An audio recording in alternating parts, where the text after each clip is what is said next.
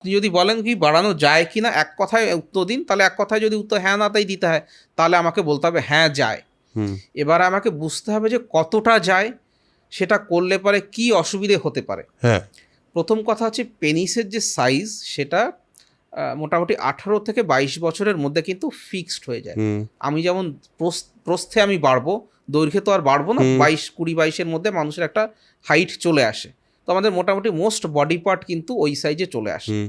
তো 22 বছর বয়সে পেনিসের যে সাইজ, সেই সাইজটাই কিন্তু থাকবে। বয়স বাড়ার সঙ্গে সঙ্গে একটু ফ্ল্যাসিডিটি আসে, আচ্ছা। তাতে মনে হতে পারে একটুখানি সাইজ কিন্তু বাড়লো। রিয়েলিস্টিক্যালি যদি আমাদেরকে বাড়াতে হয়, তাহলে পেনিসটা অ্যাকচুয়ালি আমাদের অনেক, পেনিসের বাইরে যতটা থাকছে, ভেতরে প্রায় তার 2 থেকে 2.5 গুণ বেশি অংশ থাকে। আচ্ছা। বডির ভেতরে আমাদের কোমরের মধ্যে থাকে, দুদিকে আমাদের যেতে হুম, ইসিয়াম হুম, হুম, বোনস রয়েছে হুম। তার নিচে। সেটাকে আমরা কিছুটা সার্জারি করে এগিয়ে নিয়ে আসতে পারি।